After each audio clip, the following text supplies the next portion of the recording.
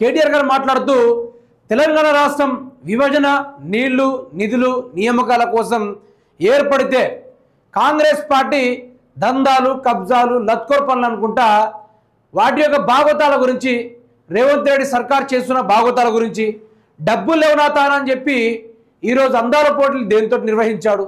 మరి రైతులకు కానీ ప్రజలకు కానీ ఇవ్వాల్సిన హామీలు నిజానికి అవి ఇవ్వకుండా వేలాది కోట్ల రూపాయల పనికిరాని మీద వాటి మీద ఖర్చు పెట్టడంలో కానీ దందాల పేర్లతోటి పొద్దున లేస్తే తమ సోదరులు వేలాది కోట్ల రూపాయలు సంపాదించడమే టార్గెట్గా పెట్టుకునే దాని గురించి కేటీఆర్ గారు పుసుక్కున బయట పెట్టడం జరిగింది. ఇక దీని గురించి రాష్ట్రంలో ఒకటే చర్చ. నిజంగానే రేవంత్ రెడ్డి స్వల్ప లాభాల కోసమో లేకుంటే ముఖ్యమంత్రి రేవంత్ రెడ్డి వారి సోదరులతోటి నిజంగానే దందాలు చేస్తూ ఉన్నాడు అనే దాని గురించి ఒక్కసారి కేటీఆర్ గారి అన్న మాటల తర్వాతనే మనం మాట్లాడుకునే ప్రయత్నం చేద్దాం మిత్రులారా. ఒకనాడు మన నినాదం తెలంగాణ ఉద్యమంలో నీళ్లు నిధులు నియామకాలు, నీళ్లు నిధులు నియామకాలు. ఇలా రేవంత్ రెడ్డి ప్రభుత్వం వచ్చినాక ఏమైపోయింది? ఆ నినాదం మారిపోయింది. ఇప్పుడు ఏమిటి తెలుసా? కొత్త నినాదం బీఆర్ఎస్ మీద నిందలు, బిల్డర్లతో కాంట్రాక్టర్లతో దందాలు, రాహుల్ గాంధీకి చందాలు. నిందలు దందాలు చందాలు, నీళ్లు నిధులు నియామకాలు లేదు, నిందలు దందాలు చందాలు. తెల్లారి లేస్తే ఎవరిని దోసుకోవాలా, ఎవరిని ఎట్లా బెదిరించాలా, ఎవరిని వచ్చి పైసలు వసూలు చేయాలా, ఎట్లా ఢిల్లీకి డబ్బులు పంపాలా. రేవంత్ రెడ్డి గారు మాటల మనిషి అని మనకు ముందే తెలుసు. మాటలు బాగా చెప్తాడు. ఎలక్షన్ల ముందు చాలా చెప్పిండు మాటలు, మీకు యాదుకున్నారు. మాటల మనిషి అనుకున్నాం ఆనాడు, కానీ మూటల మనిషి అని ఇప్పుడు తెలుస్తా ఉన్నాం. అప్పుడు చంద్రబాబు నాయుడు మూటలు మోసిండు, యాదుకుండాలా మీకు? నల్ల బ్యాగులు దొరికిండు కదా, యాదుకుందా? ఇప్పుడు ఏమో ఢిల్లీకి మూటలు మోస్తున్నాడు. తేడా ఏమీ లేదు. మాటల మనిషి మూటల మనిషి. ఎంత బాగా చెప్పాడంటే నిందలు దందలు చందలు భలే ఉంది కదా.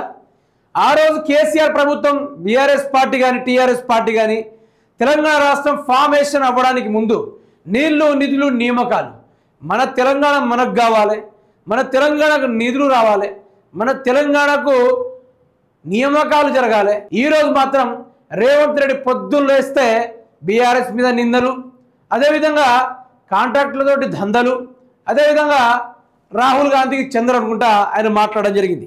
నిజంగా మీరు ఒక్కడే అర్థం చేసుకోవాలి, రేవంత్ రెడ్డి అధికారంలోకి వచ్చినప్పటి నుంచి నిజానికి రాష్ట్రంలో ఏం జరుగుతుందో మీరు చూస్తూనే ఉన్నారు. పరిపాలన తక్కువ, వినండి, పరిపాలన తక్కువ, రేవంత్ రెడ్డి చేసే దందాలే ఎక్కువ. అసలు దందాలు ఏం చేస్తా ఉన్నాడు? నిజానికి ఇప్పటికిప్పుడు రేవంత్ రెడ్డి ఏందది హైడ్రా సపరేట్గా దానికి ఒక పోలీస్ స్టేషన్ ఏర్పాటు చేసి ఇక హైడ్రా పూర్తి స్థాయిలో దాన్ని లీగల్ చేసి పడేసాడు. హైడ్రా అనేది కూల్చివేయాలి తప్పదు అనుకుంటా రేవంత్ రెడ్డి మాట్లాడడం జరిగింది. నిజానికి దానివల్ల లాభాలు ఎవరికి? ముఖ్యమంత్రి రేవంత్ రెడ్డి గారికి. అదేవిధంగా అక్కడ ఏవైతే చదును చేసిన భూములు ఏవైతే ఉన్నాయో అవన్నీ భూములు ఎక్కడైతే మెయిన్ ఏరియాల భూములు విపరీతమైన డిమాండ్ ఉందో ఆ డిమాండ్ల కాడ ఉన్న భూముల ఏవైతే పట్టాలు ఉన్నా కానీ ఏమున్నా కానీ చెరువు సమీపంలో ఉన్న ఆ యొక్క కుటుంబాలను కూల్చివేసేసి 60 ఏళ్ళ 30 ఏళ్ళ చరిత్ర గల కుటుంబాల ఇండ్లను కూల్చివేసేసి ఆ భూముల్ని తన స్వాధీనం చేసుకోవడానికి రేవంత్ రెడ్డి హైడ్రా అనే పేరుతోటి ల్యాండ్ కబ్జాలు, పట్టబొగలే భూముల కబ్జాలు, దానికి హైడ్రా అని పేరు పెట్టి వీటి ద్వారానే హైదరాబాద్ మొత్తం నీళ్లతో నిండిపోతుంది అనుకుంటా రేవంత్ రెడ్డి గొప్ప సీన్ని క్రియేట్ చేశాడు. ఈరోజు ఆ భూములు ఎవరి సొంతం? ఆ భూములు ఈ 4 సంవత్సరాలు అయిపోయిన తర్వాత ఆ భూములు ఎవరి పేరు మీద పోతే మీరు ఒక్కసారి చూడండి.